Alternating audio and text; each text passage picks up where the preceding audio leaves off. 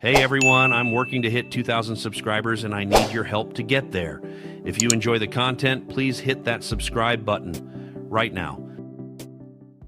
Dirty birds, buckle up, because ESPN just dropped a bombshell and somehow, some way, the football world is sleeping on it. While everybody and their mother is obsessing over quarterbacks, running backs, and shiny new rookies, the real story in Atlanta has been hiding in plain sight the whole time. Two men. Two trenches. Two reasons the Atlanta Falcons might be sitting on the most dangerous secret weapon in the entire NFL. And ESPN just confirmed it with actual receipts. So if you're a Falcons fan, get ready, because this is the kind of news that should have you running through a wall. Let's set the scene. ESPN went out and did what ESPN does best. They surveyed the people who actually matter. Executives, coaches, scouts, the insiders who watch film until their eyes bleed and know exactly who can play and who's just riding hype. And they built two lists. One for the best offensive tackles in football heading into the 2026 season. One for the best interior offensive linemen, your guards and centers, in the entire league. And when the dust settled, when the votes were counted there in black and white, staring back at every doubter who's ever slept on the Atlanta Falcons offensive line, were two names: Chris Lindstrom, Jake Matthews. Now look, I know what you're thinking. You're thinking, Joe, we already knew these guys were good. And sure, maybe you did.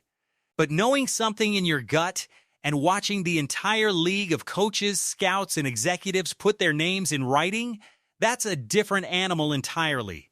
That's validation. That's proof. That's the kind of thing that should have every single Falcons fan sprinting to their nearest sports bar screaming about it. Before we dive into exactly why this ranking should have you fired up, I do need to come clean about something embarrassing. My dryer broke. I know. Tragic, right? It means I couldn't roll out in full Falcons gear today, so you're getting me in Chick-fil-A Peach Bowl merchandise instead. Forgive me. I promise, once training camp rolls around and the season gets underway, you'll see me buried in red and black head to toe. But don't let my laundry problems distract you, because the news today is way bigger than what I'm wearing. Let's start with the headliner. Chris Lindstrom landed at number 6 on ESPN's list of the best interior offensive linemen in football. Now, take a second and really sit with that. Number 6, out of every single guard and center in the National Football League. Some people around the league will tell you he's actually a top 5 guy. Some will go even further and argue that specifically at the guard position, he's a legitimate top 3 talent in all of football. That's not some homer take from a guy wearing Falcons gear on YouTube. That's coming from anonymous league executives who have zero reason to inflate his stock. Here's the story ESPN told about him, and it's honestly one of the most satisfying redemption arcs in recent Falcons memory. For years, Lindstrom carried this reputation of being a bulldozer in the run game, but just okay when it came to pass protection. A grinder, not a technician. A guy you wanted next to your running back, not necessarily next to your quarterback on 3rd and long. Well, according to the coaches and scouts who actually evaluate this stuff for a living, that reputation is officially dead. Lindstrom has completely overcome that billing. People around the league now believe he can handle far more responsibility than what Atlanta has ever actually asked of him. And that's where things get really juicy. One NFL coordinator went out of his way to praise Lindstrom's athleticism and explosiveness, saying his unique physical traits make him something of a specific scheme fit, meaning there simply aren't many guards walking this planet who can do what he does. But here's the twist that should make every Falcons fan sit up straight in their chair. Despite all that untapped potential, the Falcons have never once asked Lindstrom to pull. Never asked him to get out in space and lead block like a battering ram in open field. Think about that for a second. The man might be sitting on an entire dimension of his game that Atlanta hasn't even unlocked yet. Now imagine new head coach Kevin Stefanski walks in, looks at that same file, and decides it's finally time to let Lindstrom off the leash. Let him pull. Let him hunt linebackers in space. That is the kind of adjustment that could turn an already elite player into an absolute nightmare for opposing defenses. And it's not just talk. Since he entered the league back in 2019, Lindstrom has been one of the most consistently dominant guards in all of football. His Pro Football Focus grades have been elite year after year. His run blocking is downright nasty, genuinely one of the best in the business. And while people love to point at that so-called weakness in pass protection, here's the reality check. The man barely allows sacks. It basically hasn't happened throughout his entire career. If his grade wavers at all, that's the one soft spot, and honestly, it's a pretty forgiving flaw to have. Just look at the actual numbers from this past season. His overall grade and his run blocking grade both ranked second among every single guard in football in 2025. Second in the whole league. And on top of all that, the man simply does not miss time. He's healthy, he's available, and he's on the field every single week. Knock on every piece of wood you can find, but that kind of durability paired with that kind of talent is exactly why Chris Lindstrom should have Falcons fans absolutely buzzing. Now let's talk about the other guy who made ESPN sit up and take notice. The legend, the Iron Man, the walking heartbeat of this entire offensive line, Jake Matthews. Matthews didn't crack the actual top 10 rankings for offensive tackles, but he did receive votes as an honorable mention, which for a guy entering year 13 in this league is nothing short of remarkable.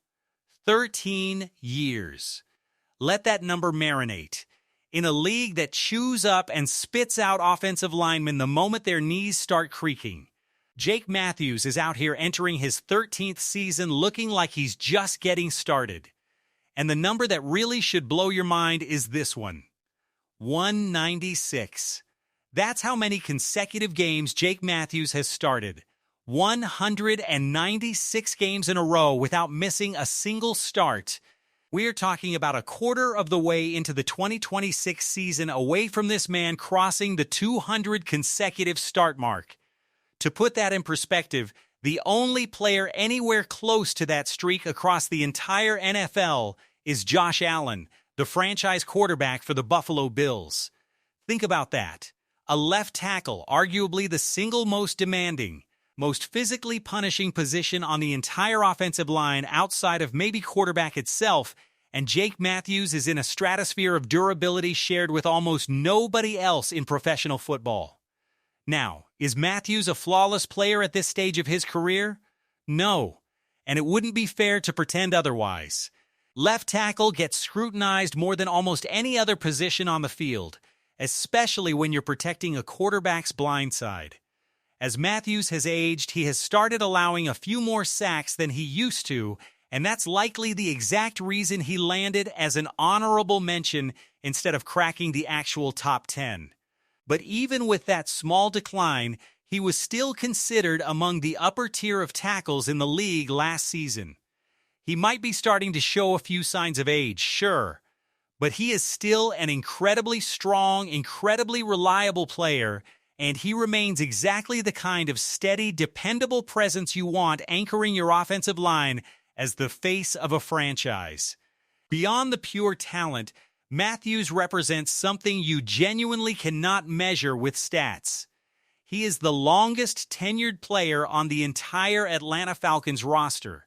He's a legitimate leader in that offensive line room, a guy who shows up, does his job, and delivers year after year after year with a level of loyalty that is basically extinct in modern professional sports. So here's the real question. Why does any of this actually matter for the 2026 Atlanta Falcons? Buckle up, because this is where it all comes together. When you have two elite offensive linemen like Lindstrom and Matthews, The first and most obvious benefit is quarterback protection. And that matters more than ever right now with the ongoing quarterback battle in Atlanta. Whether it ends up being Tua Tagovailoa or Michael Penix Jr. under center, that quarterback benefits immediately and enormously from having this level of protection in front of him. And it's not some theory. It's backed up by last year's numbers. The Falcons were tied for the second fewest sacks allowed in the entire National Football League last season. Yes, some of that credit goes to a scrambling quarterback who ran around like a chicken with its head cut off trying to escape pressure. But make no mistake, this offensive line unit was legitimately one of the best pass-protecting groups in all of football. And if you want a brutal reminder of just how much a bad offensive line can sabotage a talented quarterback, just look at what Tua dealt with during his time in Miami. Multiple credible rankings had Miami's offensive line sitting near the very bottom of the entire league, 29th by two separate outlets, and dead last according to another. That unit was an absolute disaster, and it showed in exactly how often Tua got hit, rattled, and rushed into bad decisions. Now flip that script completely. In Atlanta, he would be working behind a unit that is consistently ranked inside the top 10 in the league. A unit that features one of the premier guards in football and one of the most durable tackles the sport has ever seen. If the quarterback is protected like that, the entire offense has a real chance to take off. And it's not just about protecting the quarterback. This offensive line has directly fueled one of the most dangerous rushing attacks in the entire league.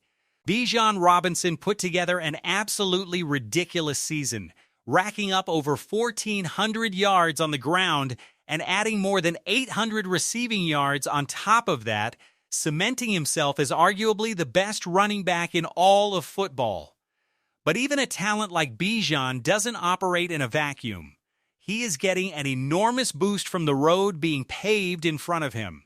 Atlanta finished among the top 10 teams in the NFL in total rushing yards last season, powered by both Bijan and Tyler Allgeier. And when you dig into the advanced metrics, specifically yards before contact per attempt, both backs were averaging over 2 yards before a defender even laid a hand on them. That's the offensive line doing exactly what it's supposed to do, opening holes, creating running lanes, and giving the backs a real head start before the second level of the defense even gets involved. It doesn't stop with the run game either. A strong offensive line buys receivers more time to uncover downfield, and the numbers back that up too. Even with Michael Penix Jr. missing time last season after tearing his ACL, the stats tell a compelling story. His time to throw ranked right around the middle of the pack across the league, which basically means he wasn't rushing every single throw out of pure panic. But the more telling number is his average depth of target, which landed him in a range shared with legitimate franchise quarterbacks. That's not a coincidence. When you have time in the pocket, you can afford to let routes develop further downfield, which leads directly to more explosive plays. And Atlanta's receiving core, led by a stud in Drake London, a dynamic tight end in Kyle Pitts, and an incoming rookie weapon in Zachariah Branch who tore up defenses in college, is absolutely built to cash in on that extra time. And here's the kicker that ties this entire story together. It's not just about two elite individual players. It's about how having two genuine stars elevates everybody else around them. The Falcons are running back a projected starting lineup with 4 returning starters, plugging in a new face at right tackle after a 1-year deal brought him over from Kansas City. And even though that specific addition hasn't exactly lit the league on fire in his career, here's the beautiful part. When you're surrounded by players like Lindstrom and Matthews, other players get to shine. It happened last season too. The 2 other returning starters on this offensive line put together genuinely productive years, which is a massive reason the rushing numbers spiked and the protection numbers improved across the board. This isn't a 2-man show. It's a full committee, and when 4 out of 5 guys are doing their job at a high level, good things happen for an entire offense. And we cannot talk about this offensive line renaissance without mentioning the mastermind pulling the strings behind the entire operation, legendary offensive line coach Bill Callahan. This man has been embedded in NFL coaching circles for nearly 3 full decades, with a stint in college ball sprinkled in there as well. Across that entire span, Callahan has coached top 5 rushing offenses more times than almost anyone else in modern football history, taking unexpected teams, think back-to-back seasons with the Jets, back-to-back seasons with the Browns, and turning them into legitimate top 5 rushing units. Is he the sole reason for all that success? Of course not.